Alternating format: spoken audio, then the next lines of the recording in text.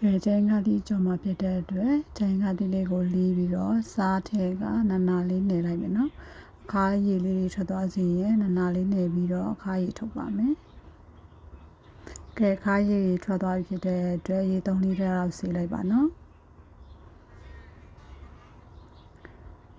ဆေးပြီးဆိုလို့ရှိရင်ဇွန်ချောင်းနဲ့ချက်သွန်ယူတီတို့ထောင်းထားတာလေးထည့်မယ်ရတာအတွက်ရတာမိုးလေးနင်းငယ်ငမ်းပြရည်အနေငယ်ထည့်မယ်နော်ပြီးတော့မထည့်တော့ပါဘူးဇွန်ချောင်းလေးကနည်းနည်းလေးတဲ့အတွက်ပြီးမထည့်တော့ပါဘူးနော်ကဲစီလေးပါတစ်ခါတည်းထည့်ရင်ကြော်လိုက်တော့မယ်နော်တစ်ခါတည်းလုံးပြီးတော့ကြော်ပါမယ်ကဲမြန်စူစီရင်ဖုံးလေးခဏအုပ်ထားလိုက်မယ်ကဲဖုံးလေးဖွင့်ပြီးတော့စတိုက်ကြော်မယ်နော်လုံးဝမအုပ်တော့ပါဘူးခါလေးဒီပုံမထွက်သွားစီရန်အတွက်ဖုံးလေးဖွင့်ပြီးကြော်ပါတယ်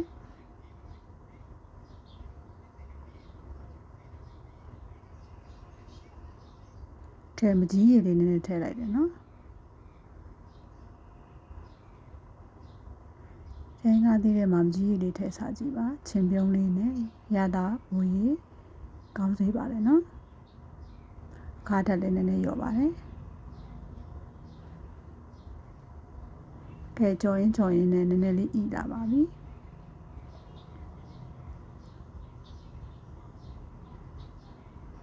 ပြီးရင်မြုပ်သီးစိမ့်လေးအုပ်လိုက်နော်အုပ်ပြီးတော့ခဏဆက်ကြော်ထားလိုက်ပါမယ်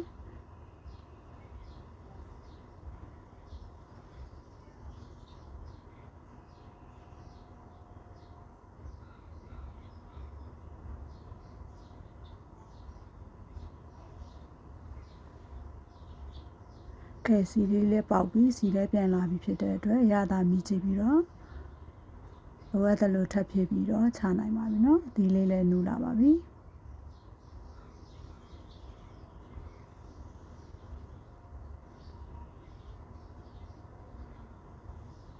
ချိန်ငါးဒီကြော်လို့ရှိရင်ချက်သားနဲ့အာလူချက်မစားပါနဲ့နော်ချက်သားနဲ့အာလူနဲ့မတည့်ပါဘူးတချို့ကတော့အော့အန်ပါတယ်တချို့ကတော့မူးမေပဲရော